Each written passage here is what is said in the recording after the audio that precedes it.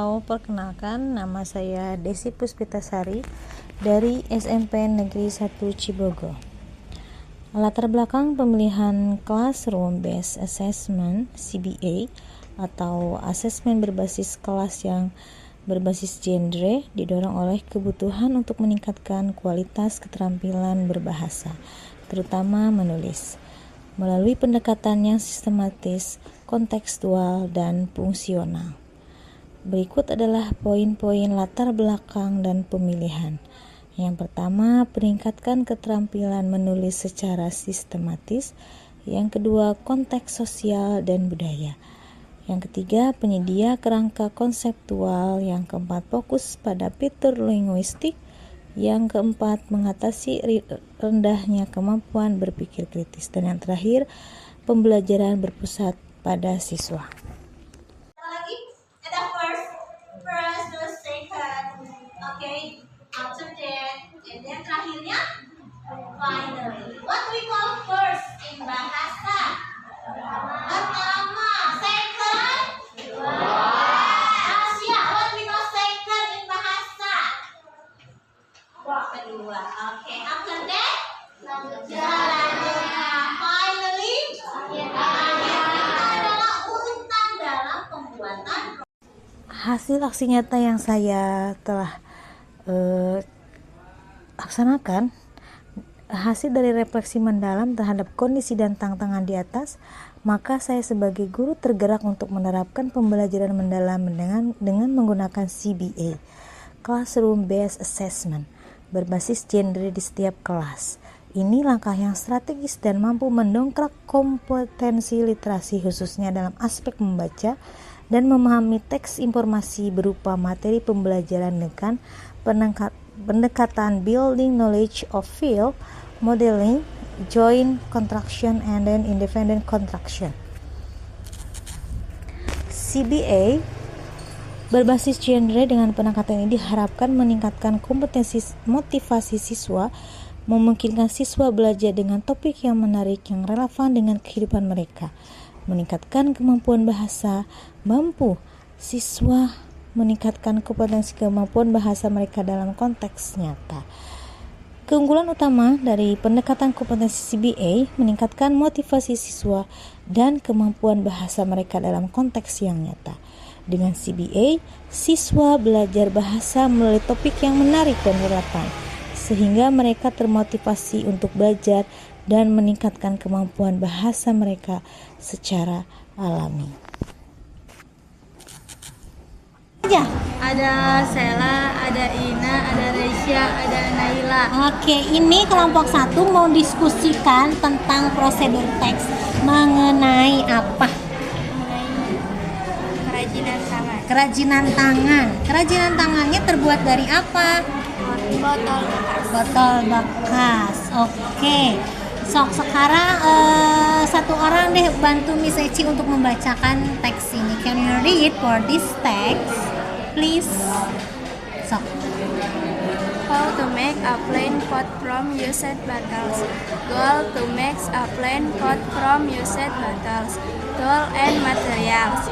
Used plastic bottles, large size, scissors or cutter, acrylic paint or spray paint, beads or other decorations, hot glue or strong glue. Step: clean the plastic bottle of label and remaining contents. Then cut the plastic bottle into 2 parts using scissors or cutter. Make a small hole at the bottom of the bottle as a water drainage channel. Decorate the outside of the bottle with paint or base stitching beads according to creativity. Put soil and plants into the finished pot. The craft of a plain pot from used bottle is ready to be placed in the desired location. Oke, terima kasih ya sudah membuat ini dengan begitu bersemangat membuatnya, berdiskusikannya. Kira-kira membutuhkan berapa menit mendiskusikan ini? Lumayan? Lumayan. Oke, kita bahas bareng-bareng ya. ini membuat pot bunga dari botol ya. Bahan-bahannya apa aja sih yang digunakan? Botol plastik, Botol plastik. Terus kemudian? gunting atau kata, Oke, setelah itu cat akrilik atau cat semprot. oke, untuk apa membutuhkan cat akrilik? Untuk mewarnai. Mewarnai. Kenapa harus diwarnai? Polos weh. Biar cantik. Oke, selanjutnya. Manik-manik atau hiasan lainnya. Oke, manik-manik ya, biar makin menarik ya seperti kalian ya, sangat cantik dan menarik. Kemudian ada apa lagi? Lem tembak atau lem kuat. Oh, lem tembak ya. Oke, ini langkah-langkahnya ada berapa langkah? How many step for this making handicraft use plastic pot ini? Ada berapa langkah? Ada 5. Oke, yang pertama apa nih? Clean the plastic bottle of the label. Apa nih? Bersihkan botol plastik dari label. Labelnya. Kenapa harus dibersihin? Biar bersih dan gampang nanti ketika diwarnai. Terus kemudian apa lagi? Cut the plastic bottle into 2 part using scissor or a cutter. Membuat botol plastik menjadi 2 bagian. Oke, menggunakan apa? Gunting atau karat. Oke, terus kemudian apa lagi? Buat lubang kecil di bagian bawah. Oke, untuk apa? Kenapa harus dibuat lubang kecil? Buat sebagai saluran. Oke, berikutnya ada apa lagi? Hias bagian luar botol dengan cat atau menempelkan manik-manik sesuai kreativitas. Oke, berarti sesuai itu ya selera kalian nanti manik-maniknya dihiasnya. Kemudian yang kelima, Masukkan tanah dan tanaman ke dalam pot yang sudah jadi. oke yang sudah jadi, gitu ya. Berarti dimasukin dulu itunya, gitu. Terus kemudian yang terakhir, Kerajinan tanaman dari botol bekas siap diletakkan di tempat yang diinginkan. oke siap diletakkan di tempat yang diinginkan. Oke, sekarang kita lihat ini adalah goalnya, gambar ini adalah toolnya, ini adalah stepnya. Di step itu we have action verb. Ya, ada kata kerja tindakan. Coba dong analisa sama kalian action verbnya ada di mana. Sok, boleh diituin, dilingkarin. Yang menjadi kata kerja suatu tindakan. Oke. Iya. Oke. Iya. Nah, gini ini adalah clean, dibersihin dulu. Berarti kamu melakukan tindakan untuk membersihkan. Cut, berarti dipotong. Kamu memerlukan tindakan untuk memotongnya.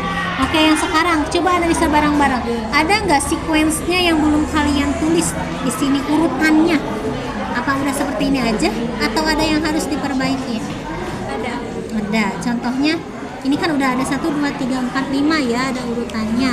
Kalau misalnya Ci tutup ini, ada nggak alternatif lain? Ada. Oke, sok boleh tulis.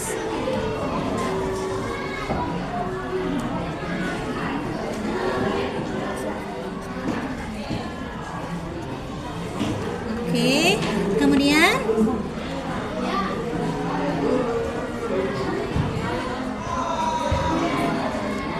oke. Oke.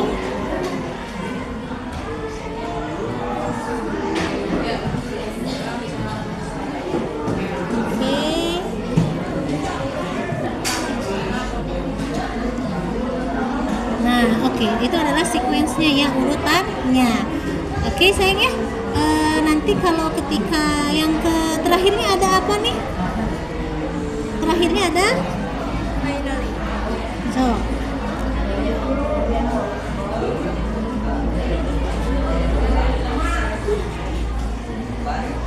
Oke, berarti ini adalah urutan atau structure ketika membuat prosedur teks. Bisa sendiri ya kalau nanti penugasan berikutnya, kan ini mah kelompok ya, kelompok berdiskusi. Sekarang nanti mah di project berikutnya kalian membuat sendiri prosedur teks dengan berbagai macam kerajinan atau hal-hal yang menarik yang kalian akan tuangkan menjadi suatu teks.